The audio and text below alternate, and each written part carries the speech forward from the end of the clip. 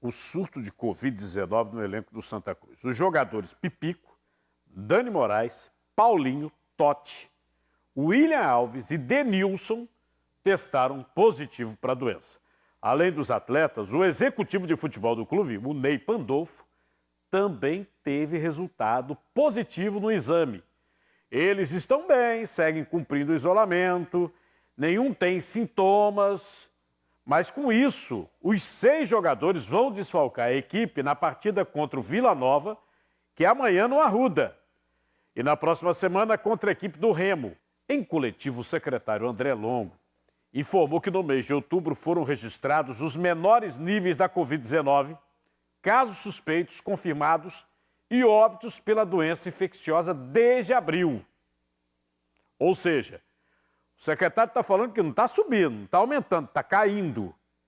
De acordo com ele, até este momento, os números estão dentro de um patamar de estabilidade e controle. Vejam. Chegamos a contar com mais de 1.500 vagas de UTI no pico, né, da pandemia, juntando os leitos do governo e da Prefeitura do Recife. E hoje são 786. Mesmo assim, a ocupação encontra-se dentro de um patamar de controle. E nosso plano de contingência prevê que, se forem alcançadas taxas sustentadas superiores a 80%, iremos desbloquear leitos. Esses leitos que foram bloqueados, alguns desmobilizados, reconvertendo-os para o atendimento de casos de síndrome respiratória aguda grave para enfrentamento da pandemia. É também importante, já apontado pelas nossas séries históricas e pelos nossos sanitaristas, epidemiologistas, que o mês de novembro tem um certo repique de doenças respiratórias, não necessariamente a Covid-19. Essa situação que o secretário falou é muito séria, porque são muitas doenças respiratórias provocadas por vírus e vírus que não são a Covid-19. E nesse período, nós temos geralmente pico desses outros vírus, que estão por aí ainda, continuam. E aí, quando vai fazer o teste, não é Covid, mas é outro vírus. Na coletiva, o secretário informou que o Estado está investigando 5 casos suspeitos de reinfecção da doença. Veja o que diz o secretário. O Ministério da Saúde ele divulgou, no final da última semana, uma nota técnica com orientações sobre a definição de reinfecção. De acordo com o Ministério, para confirmar um caso, é preciso que tenhamos amostras de RT-PCR positivas com um intervalo de mais de 90 dias. Então, esse caso, ainda não há nenhum caso confirmado, por parte do Ministério da Saúde. Pernambuco tem alguns casos já de situações em que você tenha esse exame positivo em intervalos superiores a 90 dias. A última informação que eu tive é que nós tínhamos 5 casos suspeitos, que serão levados ao Ministério para a confirmação ou não do caso de reinfecção. Você vê, no Brasil, o Ministério da Saúde, como bem disse o secretário, não reconhece ainda nenhum caso oficialmente de reinfecção. Já o secretário de Desenvolvimento Econômico do governo de Pernambuco, Bruno Chuamba, deu um panorama da economia do Estado. Acompanhe.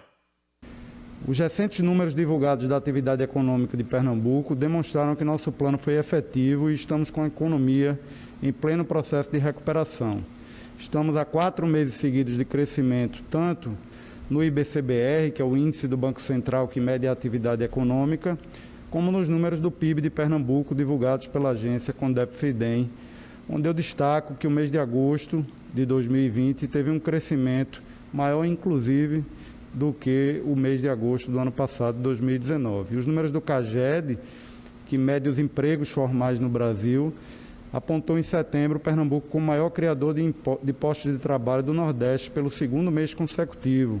Foram mais de 21 mil postos de emprego com carteira assinada, criados no mês de setembro. Consideramos esta primeira etapa concluída, mas precisamos estar muito atentos, a partir de agora, com a obediência aos protocolos de funcionamento, para evitarmos uma segunda onda. Presta atenção, durante a avaliação do cenário epidemiológico em Pernambuco, o governo do estado anunciou a abertura de mais um centro de testagem da Covid nesse modelo drive-thru. Esse espaço vai funcionar no Geraldão, na Imbiribeira. Vejam.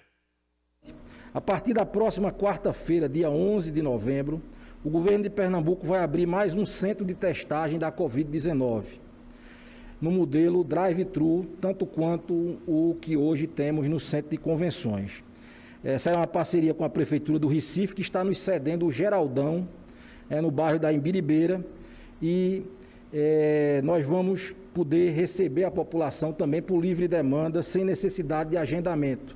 Então, isso deverá estar disponível dentro da nossa programação de implantação lá na próxima quarta-feira, dividindo o volume de pessoas que tem procurado hoje as duas principais unidades de testagem, que são o Centro de Convenções de Pernambuco e o CEASA.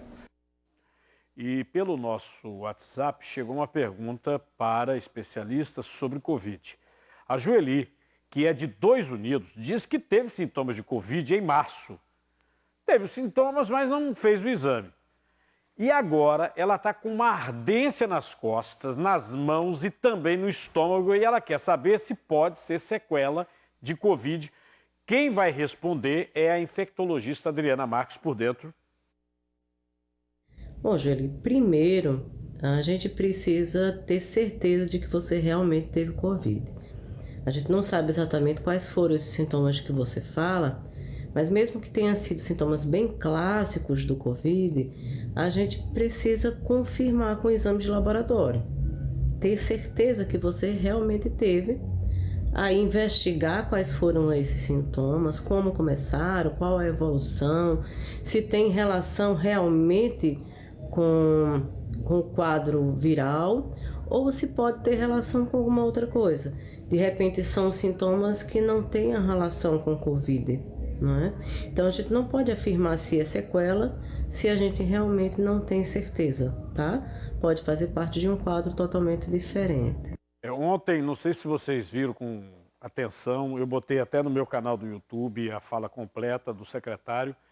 O secretário se reuniu novamente com os hospitais, aí falou, está aumentando o caso. Sim, aumentando de casos de síndrome respiratória, que não significa que seja Covid. Essa época nós temos muitos vírus circulando, são vírus que atacam o sistema respiratório do ser humano.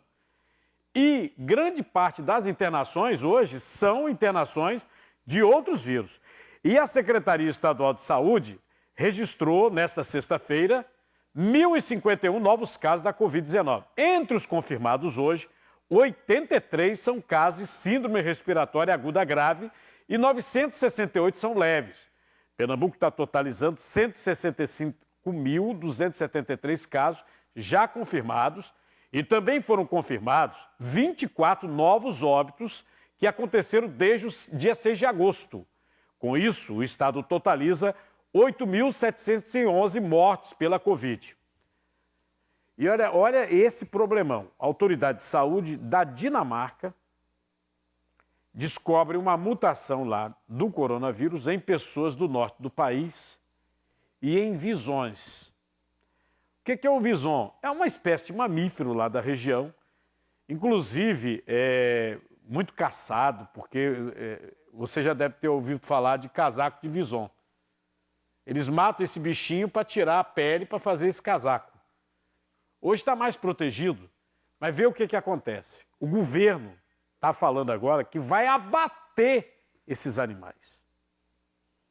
Vai abater, e numa quantidade impressionante, para evitar o contágio humano pelo vírus que estaria sofrendo exatamente no vison uma modificação. Quem vai conversar comigo sobre esse assunto é o médico infectologista Felipe Prohaska. Doutor Felipe, boa tarde. Boa tarde. Tudo bem, Carlino? Tudo bem. Agora, essa notícia realmente nos deixa preocupados, não é? Se essa mutação, por exemplo, é comprovada, como se daria a transmissão desse animalzinho para um ser humano, doutor? Carlino, as doenças virais, principalmente as gripes, elas já têm um histórico de mutação relacionada à doença no animal para chegar ao humano. Tanto é que nós temos, com relação ao coronavírus, já a discussão do morcego e teve também a discussão do pembolim como uma fonte de transmissão devido ao consumo. Lembrar também que a gripe H1N1 é conhecida como gripe suína, porque vem do porco. H7N9 vem das aves, por isso que é a famosa gripe aviária. Então já tem esse histórico de você ter doenças virais vindo dos animais. O próprio coronavírus, ele já foi transmitido por camelos, que foi a MERS em 2010. Quem passeava nos camelos acaba sendo contaminado e no Oriente Médio. E isso foi um dos motivos para ter abatido o camelo naquela época e para ter tido a transmissão da MERS em turistas naquela região, naquele período. Se você for fazer um retrospectivo, por exemplo, o coronavírus ele já existe em cavalos, por exemplo. Inclusive, existe vacina para coronavírus em cavalos. E teve até relato de pessoas que tomaram a vacina para cavalo achando que ia ter a imunidade em humano, e isso não existe, porque o vírus, quando ele está em cada um desses animais, ele tem uma característica diferente. Ele precisa sofrer a mutação para poder ir para outro animal. Deve ter sido o que aconteceu quando foi do morcego para nós. A gente sabe, e o senhor acabou de corroborar, que realmente a gripe aviária mataram muitas aves, a suína também abateram os porcos, a questão dos camelos também. Bom, e abater os visões é uma medida recomendada mesmo para conter essa transmissão? Como nós não sabemos com relação ao coronavírus o tipo de mutação que ele teve, não tem como você prever se foi para o bem ou para o mal, né? Então, por uma medida de segurança em situação de pandemia, o mais prudente nesse momento é abater mesmo. Infelizmente, você não tem segurança para garantir a responsabilidade de poder ter esse controle, porque esses animais acabam transmitindo para outros animais e podem transmitir para as pessoas ao seu redor. É difícil ter essa segurança, né, de dizer que está tudo bem. É uma imagem triste a gente está mostrando aqui. É triste. É um bichinho tão bonitinho. Essa mutação identificada na Dinamarca pode atrapalhar a produção das vacinas, não? Eu acredito que não. Eu acho que foi algo bem de uma política de segurança muito grande. Eu acho que os países como um todo devem fazer esse tipo de segurança, apesar de ser uma triste notícia. Eu não sugiro ter que abater animais, mas infelizmente em situações de pandemia você acaba não tendo segurança e isso pode perder ainda mais o controle. Como aconteceu na gripe aviária, como aconteceu na gripe suína, abater os animais fizeram que tivesse o controle da pandemia naquela época, né? Infelizmente é uma medida drástica, né? Mas também não tem como dizer que é uma garantia, não é porque abateu também que eu tenho como dizer que é garantia. Então fica muito difícil você dizer se isso é certo ou errado, ou se é seguro ou não. Aqui sobre a situação da pandemia em Pernambuco, a Secretaria Estadual de Saúde confirmou ontem que há 5 casos suspeitos de reinfecção de coronavírus no estado, ainda para serem confirmados pelo... O que o senhor está observando, a gente já inclusive conversou sobre isso aqui no programa, da reinfecção. Ela está cada vez mais evidente? É essa a impressão que está se passando ou não? Ela está sendo mais estudada de primeira onda, e aí nessa segunda oportunidade você pode ter casos novos e você tem novos exames e está conseguindo fazer isso com uma qualidade melhor. Mas não pode se esquecer que existem outras doenças virais também. Então, nós continuamos tendo H1N1, nós continuamos tendo H3N2, influenza do tipo B, meningite, conjuntivite, enterovírus. Tem uma série de doenças que nós não tivemos infecções esse ano devido às novas políticas de medidas de isolamento, de distanciamento social e de limpeza das mãos e do ambiente de forma adequada. Então, com a reunião das famílias nesse período de feriados, nós estamos propensos a essas doenças virais que todo ano temos. E aí fica difícil em saber se é coronavírus. Para você ter certeza que é reinfecção, você precisa fazer o estudo genético do vírus. E aí a Fiocruz está fazendo esse trabalho junto com as universidades de segurança, que realmente é um caso de reinfecção. E não um caso de uma nova doença viral. Doutor Felipe Prohaska, olha, muito obrigado aí por todas as informações. Boa tarde para o senhor. Boa tarde, muito bom estar aqui.